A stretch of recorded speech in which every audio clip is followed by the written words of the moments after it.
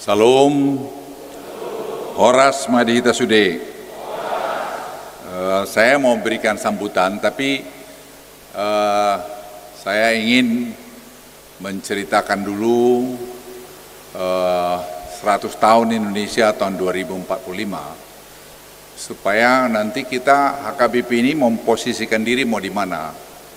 Apakah HKBP ini jadi pelengkap penderita atau menjadi bagian dari proses Indonesia menjadi high income country. Karena target kita pada tahun 2035 Indonesia itu 2040 kita akan jadi negara yang berpendapatan tinggi.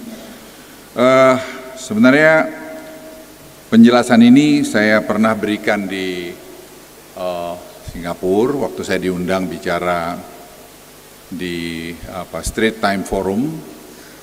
Saya jelaskan ini. Jadi mereka tanya kemana arah Indonesia untuk 100 tahun Indonesia.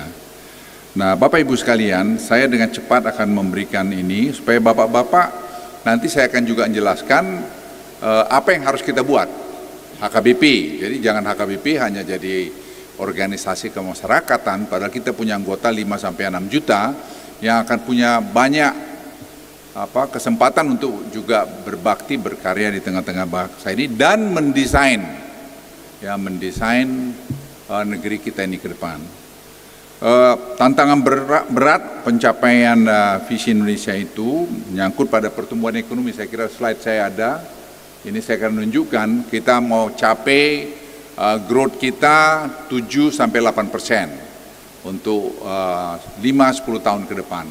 Dan itu sangat doable karena sangat bisa karena kita banyak tidak efisien. Istilahnya dalam bahasa ekonominya ICOR-nya kita terlalu tinggi, nanti akan saya jelaskan.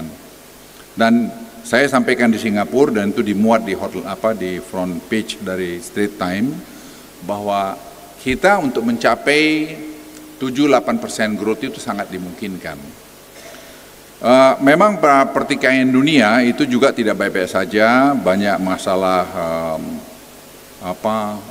ekonomi di Amerika dengan presiden yang baru Trump, yang juga dengan China, dengan South China Sea, dan juga di Ukraina dengan Hamas, Gaza, itu semua kompleksitas dunia.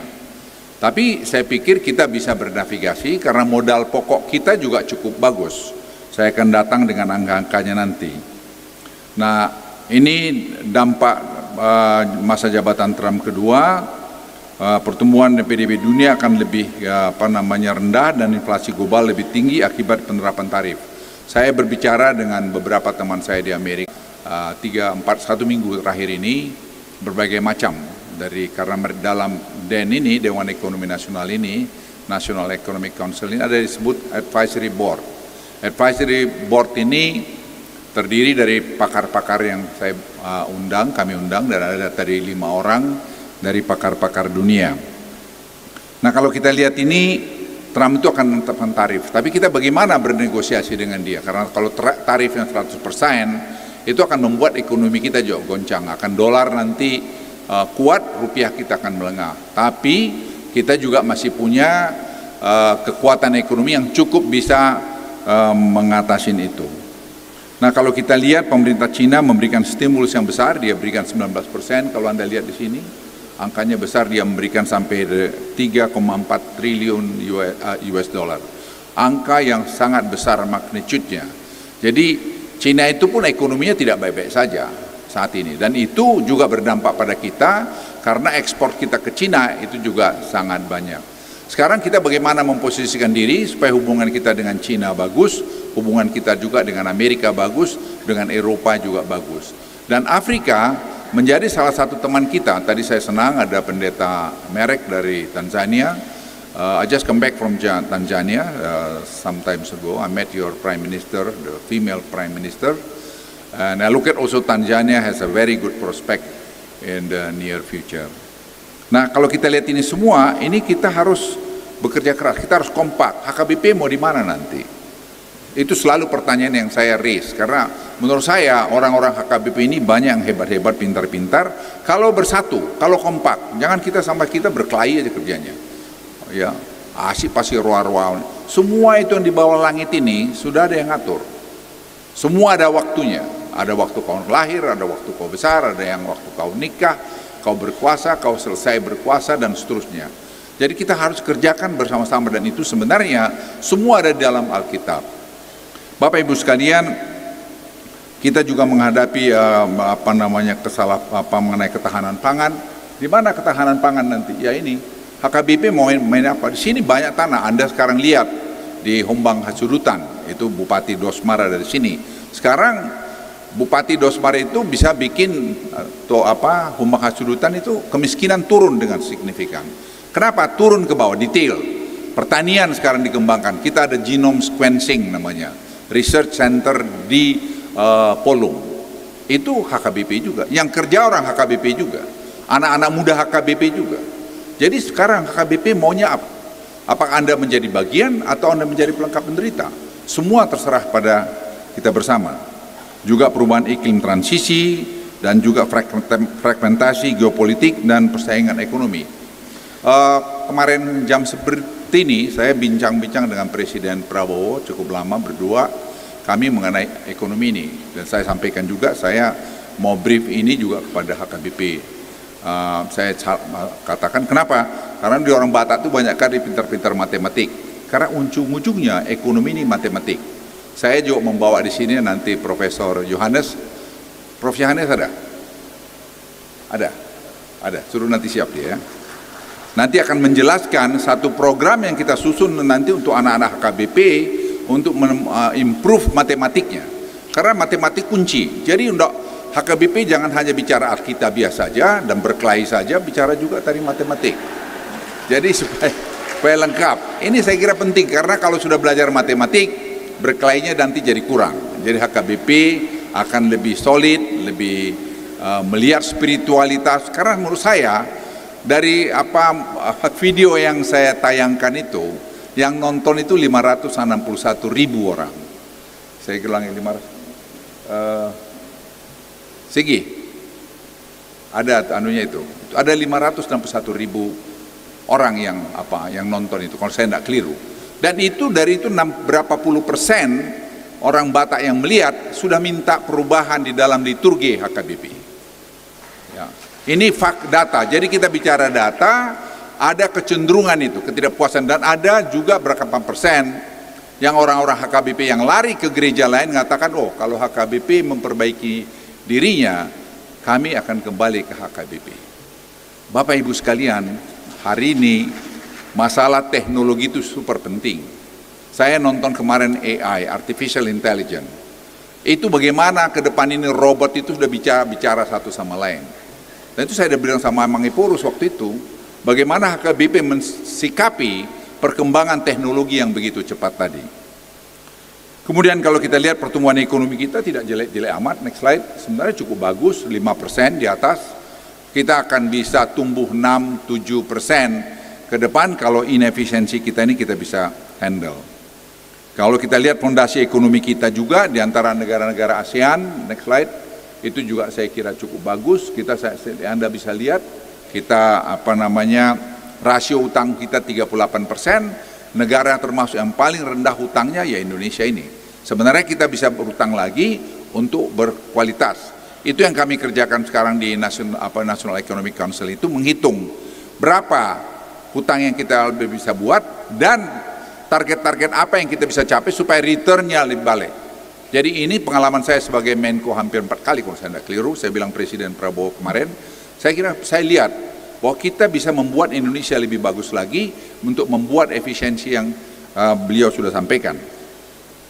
Juga kalau kita lihat sekarang transisi pemerintahan ini, next slide, yaitu mengenai makan, ini semua dananya sudah ada. Jadi sekolah gratis nanti akan ada dibuat 44 SMA unggul di seluruh Indonesia. Ya, 44. Dan makan gratis akan diberikan. Ini bagaimana sekolah-sekolah HKBP? Saya udah bilang sama istri saya, karena istri saya bilang aku tuh mundur aja dari sekolah HKBP, jangan, terusin aja, nanti kita dukung. Kenapa? Karena pendidikan itu kunci buat HKBP. Kalau HKBP ini mau tetap eksis, kalau HKBP itu jadi bodoh, maaf kalau saya pakai istilah bodoh, ya HKBP akan tersingkir. Jadi program yang akan datang daripada pimpinan HKBP itu harus juga pada pendidikan, soal liturgi, soal mengenai liturgi yang diminatin oleh anak-anak yang tidak muda juga atau orang-orang yang senior, dan juga tadi bagaimana masalah pendidikan ini, kemudian masalah kesehatan, semua ini program kalau orang bilang semua ini jalan, tidak ada masalah, tapi masih banyak kebocoran. Nanti saya akan masuk ke sana. Itu yang sedang kita mau atasi sekarang ini. Komitmen kuat dari Presiden dalam reformasi dan pencapaian misi Indonesia, saya tidak ragu. Kami bicara kemarin panjang lebar mengenai ini, beliau firm untuk ini, dan saya mau ingin HKBP masuk. Saya mau HKBP masuk. Di Dewan Ekonomi Nasional itu Rektor Del itu saya masukin. Kenapa? Ada bagian dari digitalisasi Del itu. Dan Del ini sekarang saya berikan genome sequencing research yang ada di Polung ini. Genome research sequencing ini kerjasama dengan Beijing Genomic Institute, ini yang pertama di seluruh kawasan ini. Jadi ada di HKBP. Ada di HKBP. Dan yang sekarang yang melakukan research mengenai tadi genome sequencing itu Boru Batak juga. Orang HKBP juga. Jadi Bapak Ibu sekalian, kita bagaimana kita sekarang menggroom anak-anak muda kita supaya mereka menjadi bagian, malah ikut mendesain ekonomi kita ke depan ini. Saya sudah singgung tadi, ICOR kita, inefisiensi kita tinggi sekali ini. Itu berarti kita bisa mungkin 35-40% kebocoran daripada dana pembangunan kita. Namun demikian, saya lihat world competitiveness kita juga membaik, dan juga IMD world competitiveness kita juga membaik. Nah, kemudahan iklim investasi juga kita perbaikin sekarang. Ini menjadi sangat penting, saya kira, slide 13. Kemudian AKBP menurut saya, dan ini yang saya usulkan pada Presiden, Pak Presiden, yang pertama itu semua program, semua kementerian lembaga itu diaudit di pemerintah, sehingga kita tahu dari mana kita mulai. Dan saya minta waktu itu masih Pak Jokowi untuk mengaudit pemerintahan yang lalu, hasil yang baru keluar kemarin ketemulah angka ini. Ya, bahwa kita sangat tidak efisien. Sehingga saya bilang Presiden Prabowo, Pak, kita bisa mulai dari sini, Bapak bisa mulai dari sini. Tahu di mana tadi kebocoran menu yang harus kita lakukan. Jadi tidak shadow boxing. HKBP menurut saya yang nanti pemimpin yang akan datang itu juga lakukan audit supaya tahu asetnya apa saja, di mana saja, jumlah berapa, jumlah jemaatnya berapa, laki-laki, perempuan, anak muda, dan seterusnya. Sehingga itu di data, itu menjadi database, dan itu bisa dilakukan oleh HKBP. Kemudian nanti negara kita ini, dengan nanti kita digitalize yang saya sampaikan, kita menghemat 40%. Begitu kita digitalkan sekarang tadi batu bara, nikel, semua critical mineral kita digitalize sekarang bertahap.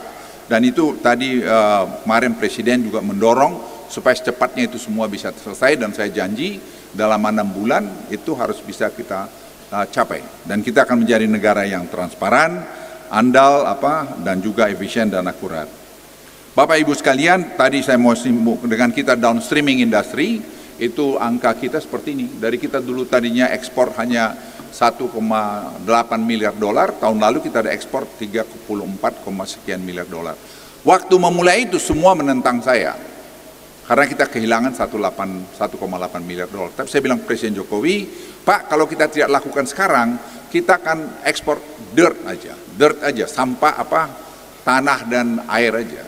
Kalau kita ini lakukan, mungkin selama 2-3 tahun kita agak kehilangan 1,8, setelah itu kita akan dapat nilai tambah seperti yang slide tadi. Dan itu yang penting HKBP juga lihat. HKBP harus bisa. Jadi menurut saya ada satu pelajaran U-Theory. U-Theory itu sebenarnya saya sudah usulkan untuk di HKBP dibuat seperti outbound. Itu adalah open mind, open heart, open will, itu harus ada. Open heart, open mind, itu supaya kita terbuka, mau menerima pendapat orang lain. Orang Batak itu selalu kepala batu, pengennya dia aja yang menang. Padahal banyak hal yang kita tidak tahu, kita mesti belajar mendengar orang lain. Pendeta harus belajar melayanin, bukan dilayanin. Di situ juga masalah pejabat-pejabat di pemerintah. Saya waktu memberikan kelas di menteri-menteri waktu di Akademi Militer, saya sampaikan itu. Ya. Pejabat pemerintah itu harus melayani. Saya ingat waktu saya jadi Menteri Perindustrian Perdagangan pertama tahun 2000, saya pikir saya akan bisa menyelesaikan semua. Ternyata tidak. Tidak bisa. Kenapa? Ada keterbatasan tadi. You have to do it as a teamwork. Without teamwork, forget it. Tidak bisa. Dan kau harus mau mendengar, terbuka mendengar, dan juga melayani. Melayani bagaimana? Saya sebagai Menko kenapa banyak selesai? Ya ada masalah saya ikutin, saya telepon kembali orang itu, kenapa masalahmu udah beres belum? Pak ini masih begini, oke saya panggil staf saya, periksa lagi kenapa tidak beres. Itu melayani. Jadi gereja pun sama. Jadi gereja harus turun melayani. Jangan hanya nunggu, harus melayani. Lihat jemaatnya yang susah, jemaat yang hebat, doakan mereka. Kan ada banyak jemaat HKBP yang hebat. Belajar berdoa. Jadi spiritualitas HKBP itu juga hasil dari rangkuman 561.000 tadi. Itu juga mengatakan spiritualitas yang Alkitabiah itu kita kering. HKBP saya sudah bicara sama Mang Eporus itu. Jadi jangan semua pengen jadi Eporus tapi nggak berpikir ke situ. Saya juga selalu menyampaikan ini karena saya dari Akademi Militer. Saya bilang tanggap tanggung Trengginas itu memang HKBP harus tetap mengasah otaknya dan kemudian mentalnya melayanin, ya pendeta itu melayani. Pendeta itu pekerjaan yang sangat sulit. Ya saya nggak bisa bayangin kalau saya pendeta, saya nggak kuat. Pendeta melayani. Kemudian tadi saya minta tadi open mind, open heart, open wills ini, saya kira betul-betul dipegang oleh gereja untuk bisa bekerja sama dalam tim. Dan saya juga ingin sekarang menceritakan sedikit ada program yang akan segera kita buat, yaitu mengenai gasing untuk matematik. Saya persilakan si Prof. Yohanes mungkin cerita sedikit cepat yang kita segera akan lakukan, dan itu nanti kita mau ambil dari sekolah-sekolah HKBP untuk bergabung nanti dalam program ini. Silakan, Prof.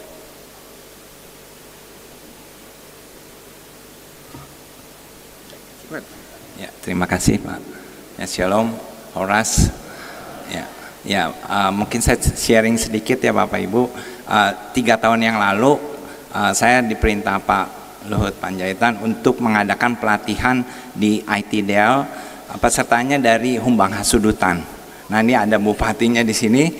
Dan setelah itu guru-gurunya sekarang dari Humbang Hasudutan ini setelah dilatih, dia melatih seluruh Humbang Hasudutan, dan sekarang di Humbang Hasudutan kenaikan numerasinya luar biasa sekali. Nah kemudian setelah itu guru-gurunya yang sudah dilatih ini, dia menjadi berkat dari ke seluruh daerah di Indonesia. Sekarang sudah 110 daerah, dan kebanyakan yang melatih ini adalah dari Humbang Hasudutan, dan seperti sampai ke pelosok-pelosok Papua, Nduga, dan Jayawijaya itu semua, Lani Jaya, sampai minggu lalu selesai di Aceh, Romawi Hutasoit itu dari Humbang Hasudutan. Jadi di Langsa pun itu orang-orang Humbang semua menjadi terang, menjadi berkat bagi daerah-daerah ini gitu. Nah jadi saya lihat ini luar biasa sekali. Sekarang Indonesia sudah bangkit. Ini terima kasih Pak Luhut untuk dukungannya, sehingga dan kita harapkan ke depannya tidak hanya Humbang gitu, daerah-daerah lain pun bisa menjadi berkat, dan kita harapkan ke depannya juga kita akan membuat program bagaimana memilih anak-anak yang terbaik di sini dari sekolah-sekolah HKBP gitu ya, untuk menjadi excel gitu, menjadi luar biasa. Dan bahkan guru-guru di HKBP pun kita harapkan bisa jadi guru-guru yang hebat-hebat, yang bisa menjadi berkat di mana-mana gitu. Nah ini programnya sedang disusun, dan kita akan membuat nanti sekolahnya di Humbang Hasudutan untuk melatih anak-anak yang hebat-hebat ini, sehingga dalam program, dalam waktu yang singkat, anak-anak ini bisa menjadi hebat gitu. Katakan usia 15 tahun sudah lulus SMA gitu, dan anak-anaknya akan menjadi anak-anak yang luar biasa. Itu saja dari saya, terima kasih. Prof. Yohanes ini adalah profesor fisika, ya, profesor fisika lulus dengan summa cum laude, ya straight four, waktu dia di sekolah di Amerika. Jadi dia saya minta sekarang buat, dan itu satu program kami adalah HKBP. Nah HKBP ini saya minta bangun, jangan asik berdalam aja, lihat. Tadi saya sudah jelaskan ekonomi sepintas, itu kita akan maju ke depan. Kita harus jadi tuan di rumah kita sendiri. Bupati ini ada bupati dari Tobasa atau Toba. Saya bilang, tadi bicara kebersihan, sampah, bicara pendidikan, bicara disiplin, khotbah di gereja selalu diisi, jangan Yerusalem aja, Bethlehem aja. Bicara juga bagaimana kebersihan, bagaimana tadi mengelola sampah, bagaimana tadi pertanian, bagaimana tadi macam-macam. Jadi saya kira tema-temanya itu perlu dirancang supaya betul-betul menarik buat anak-anak kita yang masuk di gereja, yang saya HKBP ini punya peran yang lebih penting. Saya melihat ada seperti hoki ada? Hoki ada juga? Oh nggak ada. Ada hoki anak Indonesia dari Samosir hoki tungkir. Itu juga bapaknya pendeta. Itu kalau menurut Prof. Yohanes, Prof, kau cerita dulu mengenai tungkir itu. Ya, tadi saya baru bicara Prof. Situngkir ini, Coki ini, bagaimana menurut Prof. Yohanes ini. Kami sedang membuat artificial intelligence sekarang bersama-sama, dan ya Prof. Yohanes, silakan. Ya, izin Pak. Ya, jadi Hoki Situngkir ini dia orang yang hebat sekali. Saya ketemu tahun 2002. Jadi waktu itu dia baru belum lama lulus S1 ya. Kemudian kita ini membuat ekonomifisika gitu. Nah, di dalam ekonomifisika ini aplikasi fisika untuk ekonomi. Nah, dia memimpin pertemuan yang dihadiri seluruhnya profesor-profesor hebat gitu loh. Tapi dia bisa memimpin dan bisa membuat riset di dalam bidang ekonomifisika. Dan riset-risetnya ini sekarang luar biasa sekali. Jadi dia menemukan cara bagaimana memprediksi macam-macam, memprediksi cuaca, memprediksi seperti pemilu, memprediksi saham gitu. Jadi dia ini anak muda yang waktu itu saya kenal, tapi kemampuannya itu istimewa sekali gitu. Dan saya lihat otaknya ini luar biasa, hebat sekali gitu. Jadi saya bilang ke Pak Luhut bahwa ini aset nasional yang luar biasa. Sebenarnya di orang-orang Batak ini banyak orang-orang hebat kayak gini gitu. Gitu, Pak. Ya, jadi saya minta bapak-bapak ibu pendeta carilah orang-orang begini. Nanti kita akomodasi, kita udah bikin sekarang kita akan bangun Akademi Gasing di Humbang Sudutan. Itu untuk berapa orang? 400 orang, dan itu tadi saya udah bicara, dan itu saya kira bagus. Dan pertanian nanti yang ada di genome sequencing yang ada di Humbang Sudutan itu akan membantu melahirkan bibit-bibit unggul dari seperti kentang, cabai, bawang putih dan seterusnya. Nah, itu nanti banyak di sini tersebar. Nah, gereja harus mainkan itu juga, peran itu. Jadi jangan gereja terlalu banyak bergosip ria juga. Dan saya berharap gereja juga ikut memahami. Kami nanti akan meresmikan ini hari tanggal 11 ya.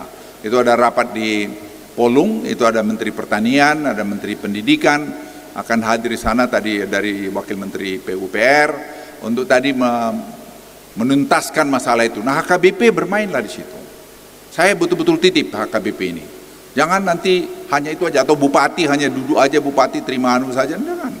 Bupati harus reach out, harus turun ke bawah, harus melihat itu semua. Apa yang harus kita lakukan? Bapak Ibu sekalian, saya mau pidato sekarang. Tadi sudah dijelaskan. Ini pidato saya sudah disusun oleh istri saya sebenarnya ini. Jadi saya udah bikin pidato saya, dia koreksi, dia perbaiki, ya ini yang saya bacakan. Jadi kalau baik ya anunya dia ini. Horas madihita saluhutna salum. Puji syukur kita aturkan kehadirat Tuhan Yesus Kristus, Sang Kepala Gereja, yang dalam anugerahnya memungkinkan kita berkumpul di tempat ini untuk melaksanakan sinode Godang ke-67 HKBP. Sebagai seorang jemaat yang lahir dan tumbuh menikah dan hidup di bawah naungan kasih HKBP, saya merasa sangat terhormat dapat berdiri di sini untuk menyampaikan sambutan dalam momen sakral ini. Saya jujur saya katakan ya, saya betul-betul merancang betul mau datang kemari. Karena saya pikir saya banyak ya berkontribusi buat Republik, tapi saya ingin juga sharing buat HKBP. Karena HKBP ini supaya bisa lebih hebat lagi ke depan. Karena itu adalah misi dari No Mensen waktu datang kemarin. Yang saya hormati Bapak Ibu Urus HKBP, Pendeta Dr. Robinson Butar-Butar, beserta Inang, para pimpinan sinode, para pendeta, seluruh peserta sinode Godang dan seluruh jemaat yang mengiringi acara ini dengan doa. Dan ini pesan saya betul, coba kita sekarang semua bersatu secara spiritualitas untuk meminta Roh Kudus untuk datang di tengah-tengah sidang sinode Godang ini. Karena suara Roh Kudus itu menurut saya suara yang bisa kita panggil kalau kita semua bersama-sama berdoa untuk itu. Dan ini saya kira perlu kita kita asah supaya ini bisa jadi. Jangan semua berpikir hanya jabatan, hanya jangan ke situ. Saya mungkin boleh memberikan sedikit nasihat mengenai ini karena di antara di sini mungkin tidak banyak yang berumur hampir 78 tahun.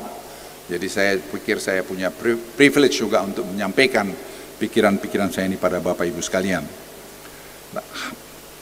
HKBP gereja yang melayani umat dengan kasih. Jadi gereja harus melayani umat dengan kasih. Banyak bentuk pelayanan atau kesehatan, pendidikan, pertanian, itu saya kira perlu dirumuskan bersama-sama. HKBP adalah salah satu dari 3 organisasi keagamaan terbesar di Indonesia dengan lebih dari 4,5 juta jemaat terbesar di 32 distrik di seluruh Nusantara. Bahkan jika kita terus bekerja sama dan bersatu dalam doa, jemaat itu dapat bertumbuh menjadi 5-6 juta jiwa. Apakah bisa HKBP mengatur satu ketika bagaimana seluruh jemaat HKBP meluangkan waktu 5 menit untuk berdoa bersama-sama? 5 juta kita berdoa. Kita tentu waktunya dengan doa, lagu-lagu yang bagus, kita 5 menit, 10 menit kita berdoa untuk menajamkan spiritualitas kita. Saya kira pimpinan HKBP yang akan datang perlu merancang itu, sehingga hausan kita mengenai spiritualitas itu bisa kita atasi juga. Bapak Ibu sekalian, saya juga menyampaikan ini bukan sekedar angka, melainkan tanggung jawab besar bagi kita semua, khususnya bagi para pimpinan gereja. Namun dalam perjalanan sejarah panjang gereja ini, kita tidak bisa menutup mata terhadap berbagai tantangan yang hadapi. Dalam setiap pemilihan pimpinan HKBP, sering kali muncul gejolak dan dinamika yang tidak selalu mencerminkan nilai-nilai Kristiani. Hal ini menjadi keprihatinan kita bersama. Saya masih ingat waktu dulu HKBP, untuk saya masih di Bandung, bagaimana sampai lemparan-lemparan batu. Apakah itu kasih itu? Tentu tidak. Sampai ada yang meninggal. Jadi ini konflik semacam ini sudah harus kita membuang jauh-jauh, dan itu bisa kita kurangi terjadi dengan tadi mempertajam spiritualitas kita dengan berdoa dan berbuat baik dengan sesama. Bapak Ibu sekalian, HKBP bukanlah milik siapapun, melainkan milik Tuhan. Gereja ini hadir untuk membawa kabar baik, untuk melayani umat dengan hati, untuk menjadi terang bagi dunia. Oleh karena itu kita harus memastikan bahwa setiap keputusan yang diambil dalam sinode ini benar-benar terpusat pada kepentingan umat dan panggilan pelayanan. Ini saya kira penting sekali kita camkan. Pemimpin gereja adalah pelayan. Saya ulangi, pemimpin gereja adalah pelayan, bukan penguasa. Menjadi pimpinan gereja sebesar HKBP adalah tanggung jawab yang sangat besar. Jemaat tidak membutuhkan pemimpin yang hanya mengejar jabatan atau kedudukan. Jemaat membutuhkan pemimpin yang tunduk pada Kristus, yang memahami panggilan sejatinya sebagai pelayan umat dan yang mau berkorban untuk kepentingan jemaat. Para pendeta, khususnya pimpinan gereja, memiliki tugas mulia untuk meningkatkan spiritualitas jemaat. Ini saya pikir harus menjadi program dari pimpinan yang akan datang. Bagaimana program untuk membuat spiritualitas jemaat? Karena dari hasil survei yang kita buat dengan 561.000 yang melihat video saya itu, Semua mayoritas mengatakan kami miskin dengan spiritualitas, kering dengan spiritualitas. Gereja harus menjadi tempat di mana jemaat merasa dekat dengan Tuhan. Pemimpin gereja harus mampu menuntun jemaat untuk semakin mengenal firman Tuhan, menghidupkan nilai-nilai Kristiani, dan membangun budaya doa yang kuat di setiap lapisan masyarakat. Eloknya begitu kita masuk di gereja, tidak ada lagi pembicaraan pribadi.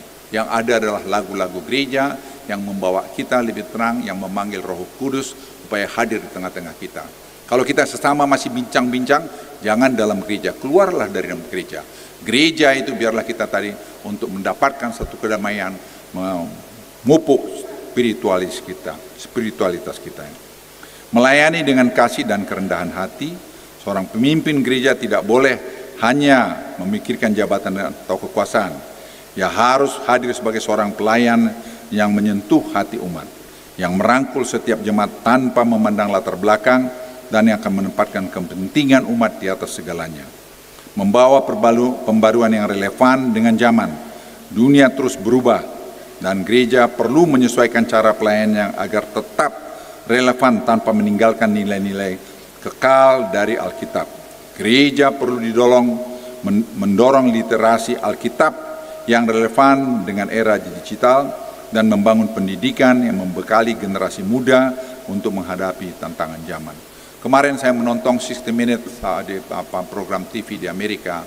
Mereka menayangkan bagaimana artificial intelligence itu begitu cepat membuat perubahan-perubahan di dunia ini. Dan hampir semua nanti dengan ChatGPT akan bisa dijawab. Itu menjadi tantangan buat para pendeta. Bagaimana kalau mereka mengatakan, untuk apa saya pergi gereja lagi kalau saya bisa dapat jawaban dari ChatGPT. Kemarin Amang Epurus cerita bagaimana di Jerman gereja kosong karena mereka sudah masuk dalam posisi seperti itu. Jadi saya minta kita jangan mengignore ini.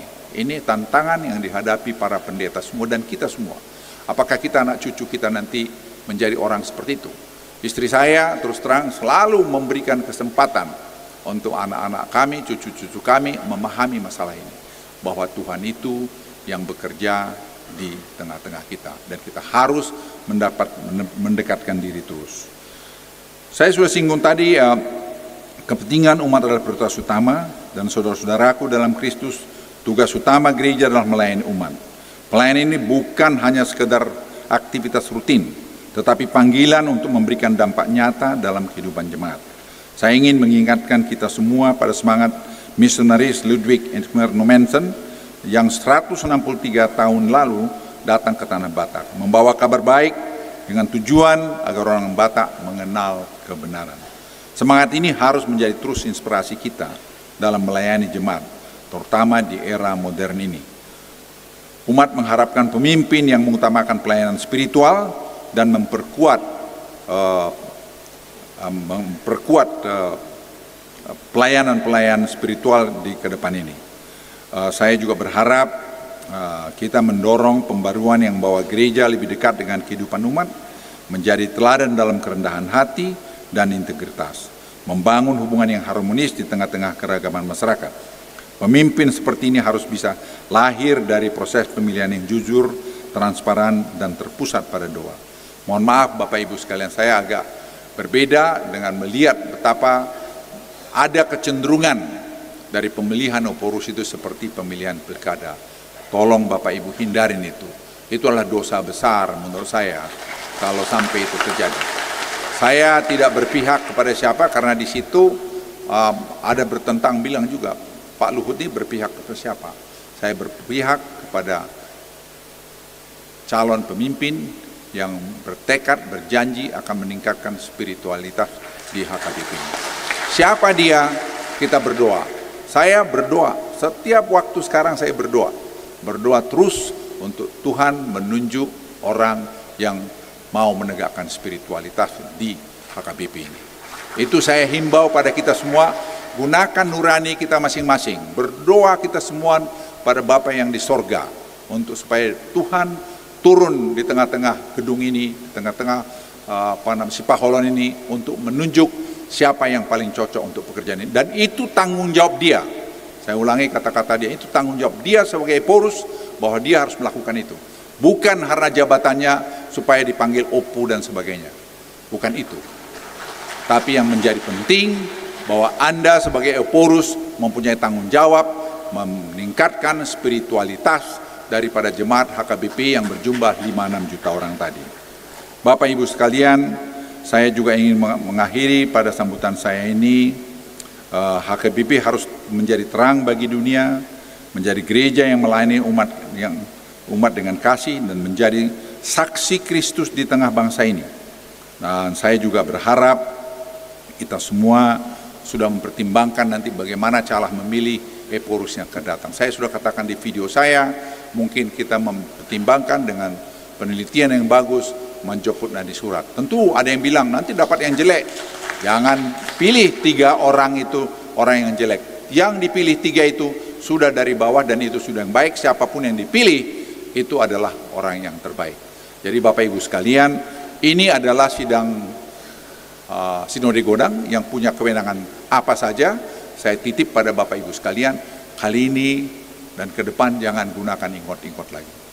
Bagilah kita memilih dengan nurani kita dan kita berdoa dan berdoa untuk meminta pada Tuhan Rohul Kudus turun di tengah-tengah gereja ini. Itu aja dari saya. Pendidikan sekali lagi dari kami akan kami terus dorong, dan saya kira Yayasan Del, istri saya sendiri, itu juga akan sangat mendorong untuk pendidikan karena menurut saya kunci pendidikan ini. Dan saya minta nanti HKBP tadi mengenai pendidikan, mengenai tadi liturgi, mengenai pemilihan Eporus, mengenai apa mesti dibatasin jumlah Eporus umurnya. Biar aja Eporus itu batuk-batuk baru diganti. Kalau memang dia bagus. Kita lihat Eporus Justin umur berapa puluh tahun. Itu sejarah. Eporus Nomensen berapa puluh tahun. Yang penting dia mampu tadi melaksanakan tugasnya sebagai Eporus menjadi bapak gembala yang menggembalain kita semua. Dan dia bisa menjadi tempat kita mengadu. Dan ini saya kira yang menjadi panggilan atau himbauan dari saya kepada Bapak Ibu sekalian. Yang lain-lain saya pikir kalau kita kompak, kita bersatu, tidak ada yang tidak bisa kita atasi. Itu pengalaman saya selama bertugas sebagai di militer maupun sebagai pejabat pemerintah. Sekali kita menjadi kompak satu, tidak ada yang tidak bisa diselesaikan. HKBP juga saya kira begitu. HKBP Nabolon ini akan tetap bolon tambah besar kalau kita semua kompak. Jangan cepat musuhan, jangan cepat marah-marahan. Kita tiap hari tadi perjamuan kudus, saya lihat sangat bagus. Dan kita semua mengampuni, memaafkan orang lain, itu lakukanlah. Jangan tadi kita sudah mau jadi Eporus, kita masih marah-marah sama orang kan. Ya, nggak boleh lagi begitu. Dan seterusnya, Eporus semua harus bisa lepas. Dan saya berharap itu. Dan Sekjen, kalau saya nggak tahu ini, saya lempar aja ini. Sekjen kan tidak mesti jadi pendeta. Sekjen memanage HKBP. Eporus adalah bapak gereja. Bapak gereja bisa aja umur 60 tahun, 70 tahun. Ya kalau perlu 80 tahun. Saya 78 tahun depan masih sehat-sehat aja kok. Ya. Jadi poin saya adalah makin tua dia, makin arif, dia nggak ngawinin anak lagi. Jadi nggak ada pikiran ke situ lagi, dia fokus pada penggembalaan. Itu aja dari saya. Sekali lagi terima kasih, selamat bersinode Godang. Saya ingin kita semua sukses dan terima kasih Horas Amang Eporus Robinson yang sudah bekerja 4 tahun dan saya kira sudah banyak meninggalkan hal-hal yang baik buat kita. Nanti kita lihat Eporus yang datang harus bisa lebih baik dari Amang Eporus Robinson dan kita doakanlah itu. Dan saya pikir nanti setelah Amang Robinson Eporus yang akan datang jangan dibatasi 4 tahun. Tiap 4 tahun kita berkelahi aja nyari Eporus. Jadi biarkan aja kalau perlu 10 tahun. Asal memang betul-betul dia bagus. Karena setiap pemilihan Eporus saya lihat selalu aja ada macam-macam. Dan belajar mengajarin kita untuk ingot-ingot. Yang menurut saya itu tidak baik. Sekian, terima kasih. Horas Madihita Sude.